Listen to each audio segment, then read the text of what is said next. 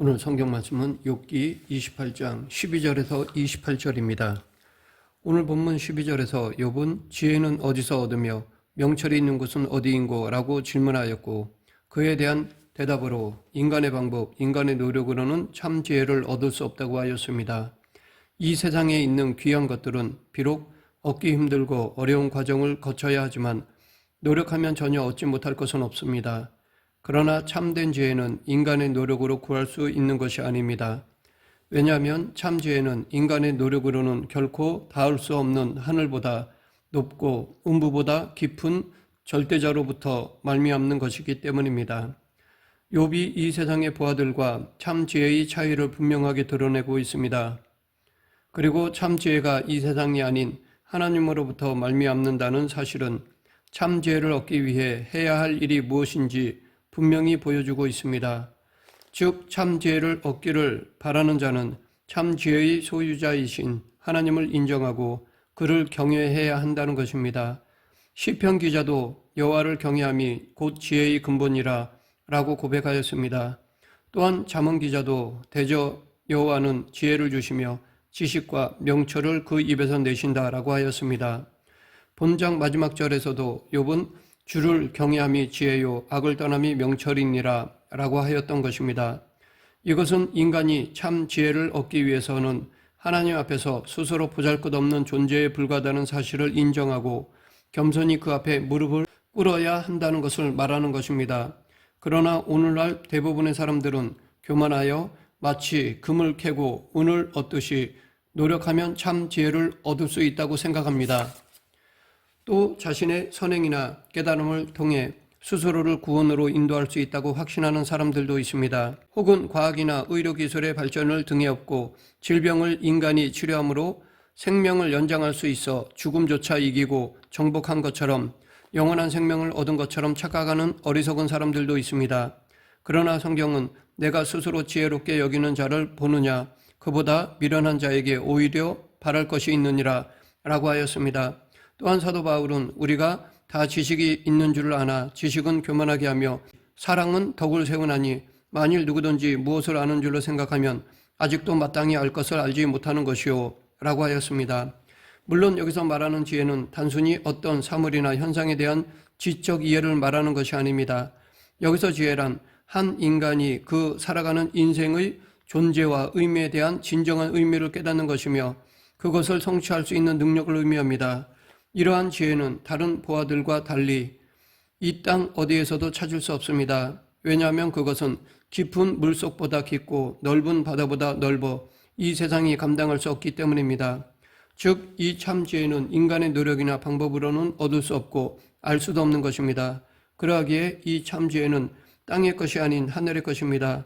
이것은 하나님께 속하여 있습니다. 참 지혜는 그 가치를 측정할 수 없을 만큼의 큰 가치가 있습니다. 한 예로 다이아몬드가 값비싼 이유는 그 자체가 아름답기 때문이기도 하지만 그것이 가지는 희소성과 함께 그것을 얻기까지 큰 어려움과 수고가 투여되기 때문입니다. 만약 다이아몬드가 이 세상에 있는 돌보다 흔하고 어린아이라도 얻고자 하면 쉽게 얻을 수 있는 것이라면 누구도 그것을 가치 있다고 말하지 않을 것입니다. 그렇듯이 참 지혜는 땅을 파 가장 낮은 곳까지 내려가는 수고를 감당한다 해도 결코 얻을 수 없는 것입니다. 또한 누군가 얻고자 하여 이 세상의 모든 재물을 다 쏟아 붓는다고 얻을 수 있는 것도 아닙니다. 이 세상의 그 어떤 것으로도 결코 살 수 없는 것이기에 정말 고귀한 것입니다. 그런데 바로 이런 지혜가 우리에게는 거저 주어졌습니다. 우리는 이 지혜를 얻을 만한 자격, 그 지혜를 소유할 만한 능력도 없지만 아무런 값도 치르지 않고 이 지혜를 알게 되었고 이 지혜를 통하여 구원과 영생을 소유하게 되었습니다. 물론 그 귀한 것이 아무런 값도 없이 우리에게 주어진 것은 아닙니다. 그러면 이 귀한 지혜와 명철이 어떻게 해서 아무런 자격도 없는 우리에게 거저 주어진 것일까요? 이에 대해 사도 바울은 너희는 하나님께로부터 나서 그리스도 예수 안에 있고 예수는 하나님께로서 나와서 우리에게 지혜와 의로움과 거룩함과 구속함이 되셨으니 라고 하였습니다. 즉 지혜의 소유자이신 하나님의 아들 예수 그리스도께서 하나님께로부터 와서 그 지혜를 우리에게 알리시고 또한 이 세상 모든 만물보다도 귀한 자기 생명을 값으로 치르고 지혜를 우리에게 거저 주심으로 우리는 아무런 값도 치르지 않았지만 그 지혜를 얻게 된 것입니다. 먼저 15절부터 19절에서 욥은 참 지혜가 세상의 어느 보화와도 비교할 수 없이 귀한 것임을 말하고 있는데, 순금과 은, 오빌의 금, 청옥수, 남보석, 황금, 수정, 진주, 벽옥, 산호, 구스의 황옥으로도 비교되지 않는 큰 가치를 지니고 있다고 하였습니다. 여기서 욥이 말하는 보화들은 당시 사회에서 가장 가치가 있는 것들입니다.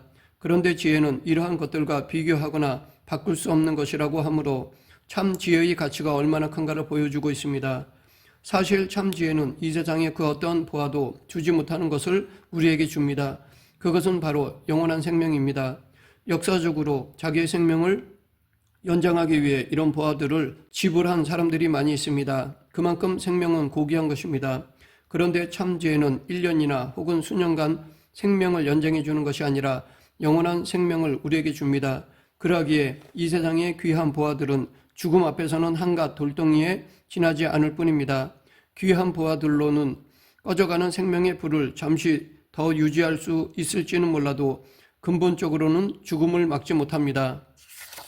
하지만 지혜는 영원한 생명을 줍니다.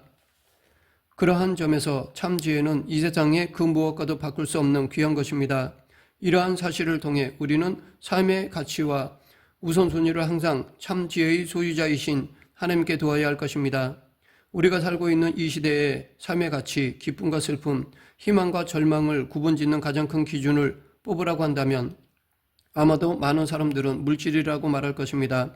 즉 세상 사람들은 물질의 풍요를 행복과 평안의 근거로 봅니다.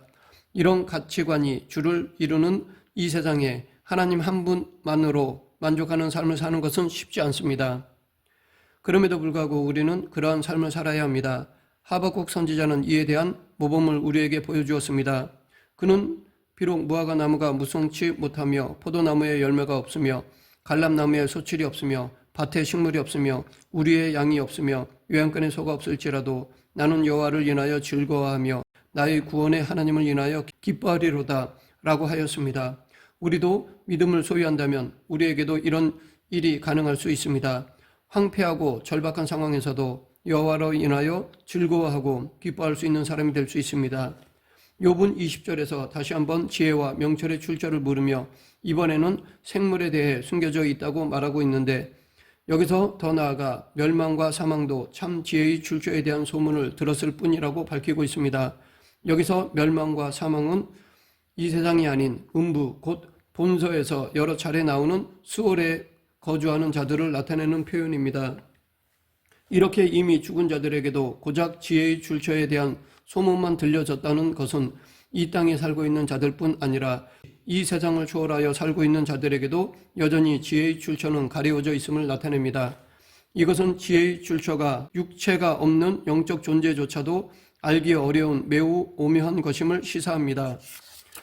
25, 26절에서 욥은 바람의 무게를 정하시며 물의 분량을 정하시며 비 내리는 법칙을 정하시고 비구름의 길과 우레의 법칙을 만드셨음이라고 하였습니다. 이것은 자연현상이 하나님으로 말미암아 일어남을 말하는 것으로 세상의 모든 자연현상이 하나님의 경륜과 섭리대로 진행되고 있다는 것을 말합니다. 과학자들은 이런 자연현상들이 어떻게 발생되는지 그 원리를 발견하여 임의대로 비와 바람을 만들 수 있고 천둥과 번개를 칠 수 있도록 할지 모릅니다. 그러나 하나님께서는 그 원리와 법칙을 뛰어넘어서 그 원리와 법칙을 제정하신 분이며 때때로 그것을 뛰어넘기도 하시는 분이십니다. 즉 하나님은 때로 우리가 생각할 때 불필요하다고 생각할 정도로 많은 비와 바람을 이 땅에 내리기도 하시며 때로 지나칠 정도로 극심한 가뭄에 시달리기도 하십니다. 과학 문명이 극도로 발전하였다고 하는 이 시대에도 이런 자연재해에 자유로울 수 없습니다. 그런데 비가 내리고 바람이 불고 천둥과 번개가 치는 자연현상 속에서도 하나님께서는 한치의 오차도 없이 이 세상을 섭리하고 계시며 물의 분량을 정하시고 바람의 경중을 세밀하게 준비하십니다.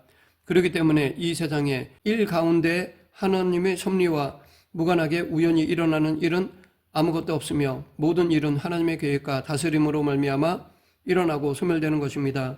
예수님은 이 하나님의 섭리와 다스림에 대해 마태복음 10장 29절에서 참새 2마리가 한 아사리온에 팔리지 않느냐? 그러나 너희 아버지께서 허락하지 아니하시면 그 하나도 땅에 떨어지지 아니하리라 라고 말씀하셨습니다.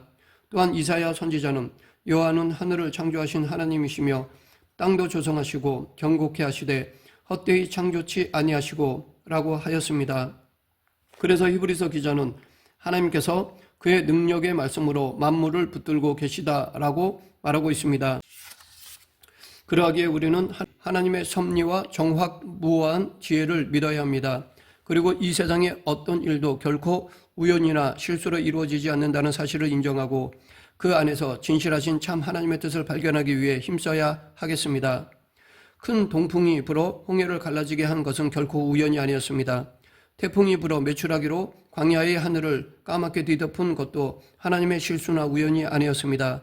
태양이 멈추게 된 것도 예수님께서 십자가에서 죽으시고 다시 살아나신 것도 모두 우연이 아닌 것입니다. 또한 우리가 수많은 인구 가운데 이 세상에 태어났고 이 시대를 살아가게 된 것도 하나님의 분명한 섭리와 계획이 있음을 확신해야 할 것입니다. 하나님께서는 당신의 기쁘신 뜻대로 우리를 예정하시고 예수 그리스도로 말미암아 당신의 자녀가 되게 하셨습니다. 그리고 그 부르심에는 결코 후회하심이 없습니다. 그렇기에 우리를 향하신 그 뜻을 항상 기억함으로써 우연과 운에 내 삶을 맡기고 살아가는 자가 아니라 온전히 모든 것을 계획하신 하나님의 뜻을 따라 순종함과 신실함으로 나아가는 성도가 되어야 할 것입니다. 27절에서 욥은 하나님을 그때 지혜를 보신 분으로 말하고 있는데 이는 자칫 하나님의 어느 순간에 지혜를 처음으로 발견한 것 같은 오해를 일으킬 여지가 있습니다. 그러나 하나님은 천지 창조 이전에 이미 지혜를 지니셨고 창조의 과정을 통하여 그것을 확고하게 드러내 보이셨습니다.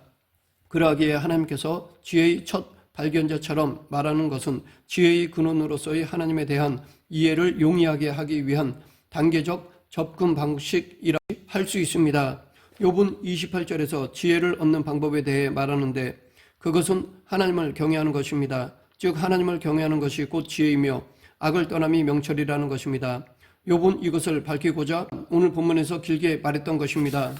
그런데 이 결론은 욥이 새롭게 제시한 것이 아니었습니다. 이 답은 이미 오래전부터 지혜자들을 통해 전해 내려온 것입니다. 즉 욥은 지혜를 얻는 다른 새로운 방법을 제시한 것이 아니라 오히려 지혜를 얻는 방법은 결코 변함이 없다는 것과 아무리 시대가 변하고 인간의 생각과 연구가 놀랄 만한 것이 된다 할지라도 지혜를 얻는 길은 하나님을 경외하는 것 외에는 다른 길이 없다는 것을 강조한 것입니다. 진실로 진리는 결코 멀리 있지 않으며 고상하고 심오하며 획기적인 새로운 방법에서 얻을 수 있는 것이 아닙니다. 오히려 하나님께서 이미 하신 말씀을 통해 우리에게 주신 것 외에는 어떤 진리도 존재하지 않는다는 것을 알아야 합니다.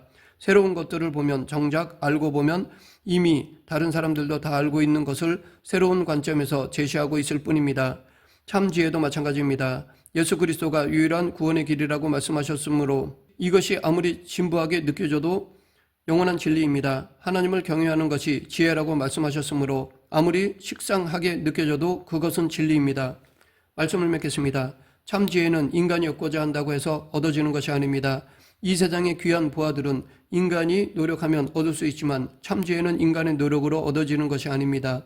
왜냐하면 참 지혜는 이 세상이 아닌 하늘에 속한 것이기 때문입니다. 그런데 우리는 이러한 지혜를 얻었습니다. 그러므로 우리는 이러한 지혜를 소중히 여겨야 하겠습니다. 그 지혜를 상실하지 않도록 늘 영적으로 깨어 지켜야 하겠습니다. 그 지혜의 최고의 가치를 부여하여 다른 모든 것은 다 잃어도 이것만은 잃지 않아야 하겠습니다. 이 지혜로 살고 이 지혜를 중심으로 삶을 영위해 나가는 저와 여러분 되길 간절히 축원합니다. 기도하겠습니다.